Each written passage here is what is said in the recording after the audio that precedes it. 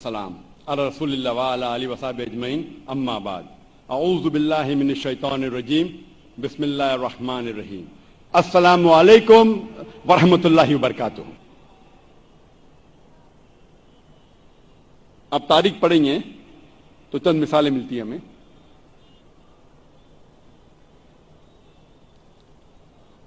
ہمیں مثال ملتی ہے علامہ اقبال کی والدہ کے بارے میں۔ ہم جب کتابیں پڑھتے علامہ اقبال کی زندگی کے بارے میں تو پتہ چلتا ہے کہ علامہ اقبال کے والد ایک ایسا پیشہ کرتے تھے جو ربا سے جڑا تھا، جو سود سے جڑا تھا،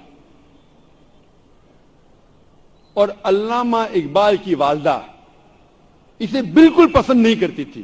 تو جب علامہ اقبال پیدا ہوئے،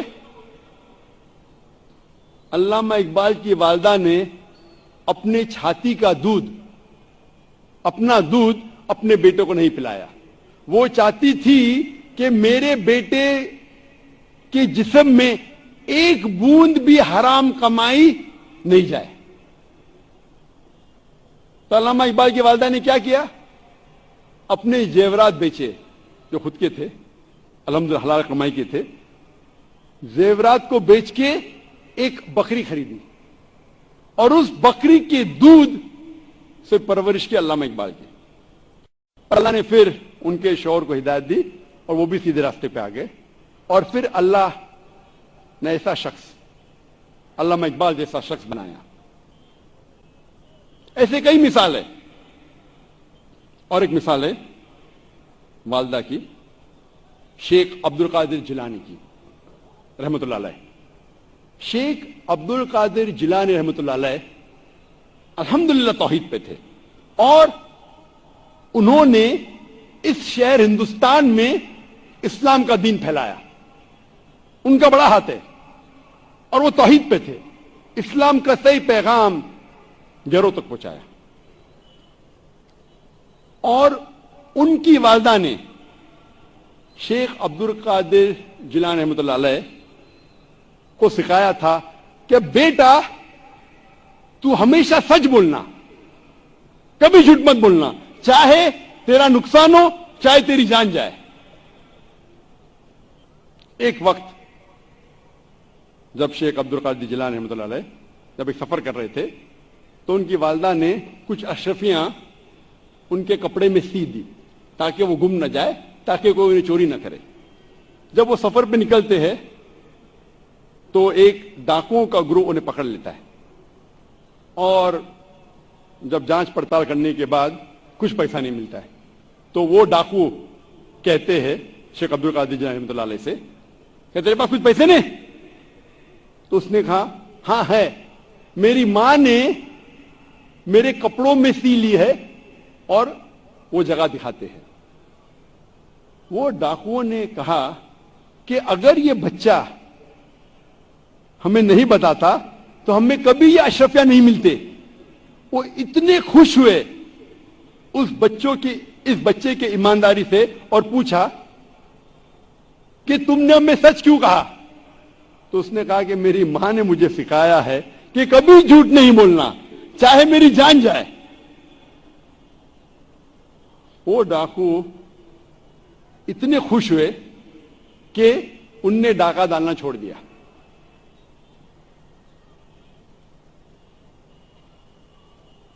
ایسے کئی مثال ملتے ہیں۔ جب تاریخ پڑھتے ہیں ہمیں مثال ملتی ہے، تاریخ پڑھنے کے بعد امام شافعی رحمۃ اللہ علیہ کی والدہ،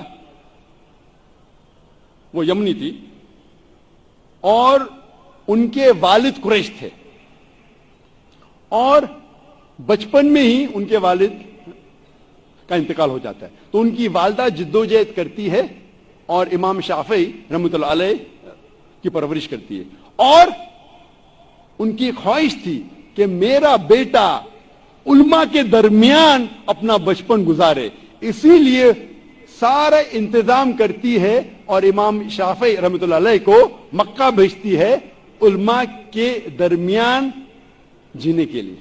تو بچپن سے امام شافعی رحمۃ اللہ علیہ علماء کے درمیان اس کی پرورش ہوتی ہے۔ اور اللہ سبحانہ و تعالی ایسے ایک امام کو کھڑا کرتے ہیں، امام شافعی رحمۃ اللہ علیہ۔ قربانی تھی، پلاننگ تھی اس کی والدہ کی،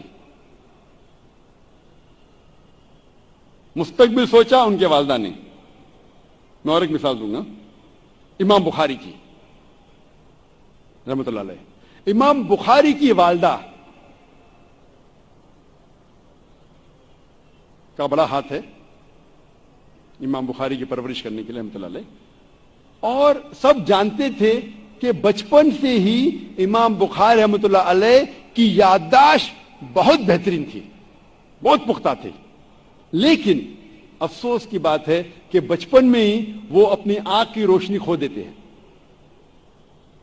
آنکھ کی روشنی کھونے کے بعد اس وقت کے سب سے بہترین ڈاکٹر کو دکھانے کے باوجود ان کی آنکھ کی روشنی نہیں آتی۔ اس کے بعد امام بخاری رحمۃ اللہ علیہ کی والدہ روز لگاتار اپنے رب، اپنے خالق اللہ سبحانہ و تعالی سے دعا کرتی ہے کہ میری بیٹی کی روشنی لوٹا دے۔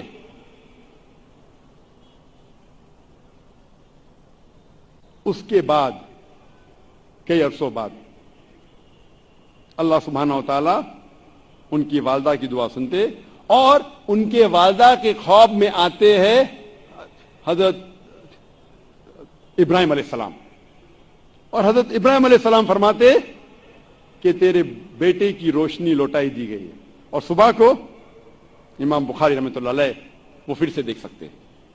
تو یہ مثال ہے والدہ کی، کس طریقے سے ان نے اپنے بچوں کی پرورش کی۔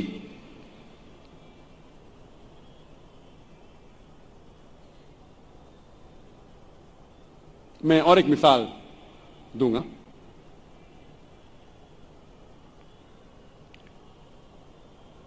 ایک مثال ہے، دو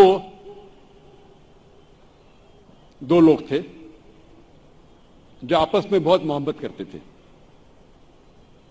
فاروق اور صالحہ۔ اور فاروق اور صالحہ آپس میں محبت کرتے تھے، ان نے شادی کی۔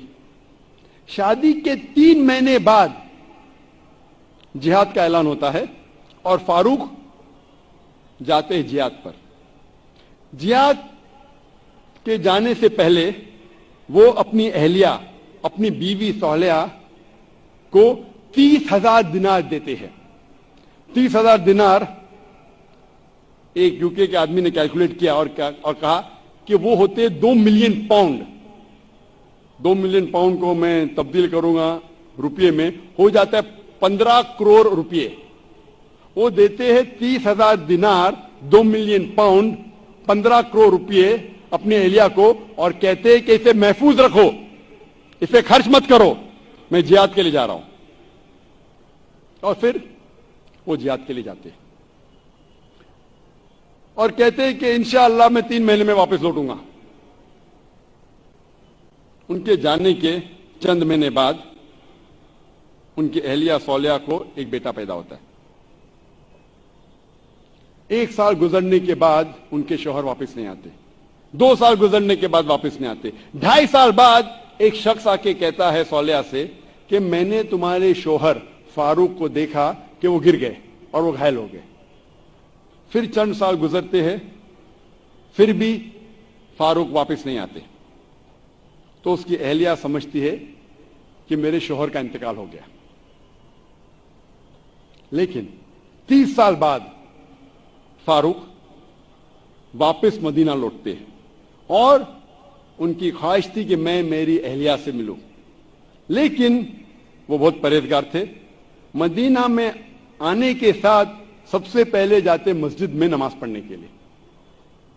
نماز پڑھنے کے بعد وہ دیکھتے ہیں کہ کئی علماء آپس میں علم کے بارے میں گفتگو کر رہے ہیں، اور ان میں سے ایک نوجوان، تقریباً 30 سال کا نوجوان، جس کا نام تھا شیخ عبد الرحمان، وہ سب سے بہترین عالم تھا، وہ اس سے کافی متاثر ہوتے۔ پھر وہ جاتے ہیں اپنے گھر کی طرف۔ جب گھر میں داخل ہوتے ہیں تو اپنی بیوی صالحہ سے ملتے ہیں. وہ دونوں خوشی کے مارے رو پڑتے ہیں. اس کے بعد فاروق پوچھتا ہے کہ میرے 30,000 دینار تو محفوظ ہے نا, آپ نے اسے خرچ نہیں کیے؟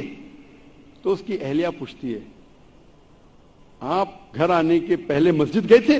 ہاں بالکل صحیح, میں مسجد گیا تھا. وہاں آپ نے علماء کو دیکھا؟ ہاں میں دیکھا. کیسے؟ بہت خوش. خوشی کی بات ہے کہ اس شہر میں ایسے علماء ہیں.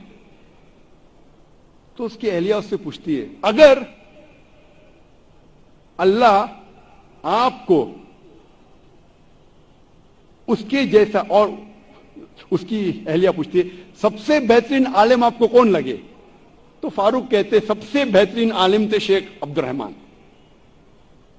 تو اس کی اہلیہ پوچھتی ہے کہ اگر اللہ آپ کو شیخ عبد الرحمان جیسا علم دے تو آپ کتنا خرچہ کر سکتے اس علم کے لیے؟ تو فاروق کہتا ہے یہ سارے 30,000 دینار میں خرچ کر سکتا ہوں ایسا علم حاصل کرنے کے لیے. پھر اس کی بیوی پوچھتی ہے کہ اگر آپ کا بیٹا ہو اسے ایسا عالم بنانے کے لیے آپ کتنا خرچ کریں گے؟ تو فاروق کہتے میں 30,000 دینار سے زیادہ خرچہ کر سکتا ہوں, 15 کروڑ روپے سے زیادہ خرچہ کر سکتا ہوں اپنے بیٹے کو شیخ عبد الرحمان بنانے کے لیے. تو اس کی اہلیہ کہتی ہے آپ کے جانے کے بعد مجھے ایک بیٹا پیدا ہوا اور یہ شیخ عبد الرحمان آپ کا بیٹا ہے, اور آپ کے 30,000 دینار میں نے خرچ کی اس کو عالم بنانے کے لیے. آپ سوچ سکتے اس وقت بیٹے کو عالم بنانے کے لیے والدہ خرچہ کرتی ہے 30,000 دینار, 2 ملین پاؤنڈز, 15 کروڑ روپے. آج کون سا مسلمان اپنے بیٹے کو عالم بنانے کے لیے 15 کروڑ روپیہ خرچہ کرنے کو تیار ہے؟ ہاں ڈاکٹر بنانے کے لیے نو پرابلم, ڈونیشن دیں گے, رشوت دیں گے, 10 لاکھ, 15 لاکھ, 20 لاکھ, 50 لاکھ, 1 کروڑ ڈاکٹر. امریکہ بھیجنے کے لیے میرا بیٹا امریکہ میں پڑھ رہا ہے, 2 کروڑ خرچہ کریں گے, 3 کروڑ خرچہ کریں گے. کیوں؟ بیٹا امریکہ میں پڑھ رہا ہے. اسٹیٹس. میں یہ جاننا چاہتا ہوں کہ کتنے مسلمان اپنے بیٹے کو عالم بنانے کے لیے 15 کروڑ خرچہ کریں گے؟ گنتی کے آپ کو ملیں گے انگلیوں پہ. ہے الحمدللہ آج بھی ہمارے معاشرے میں ایسے مسلمان ہیں, لیکن بہت کم, انگلیوں پہ گن سکتے, بہت کم, لیکن ہے الحمدللہ. وآخر الدعوانا الحمدللہ رب العالمین.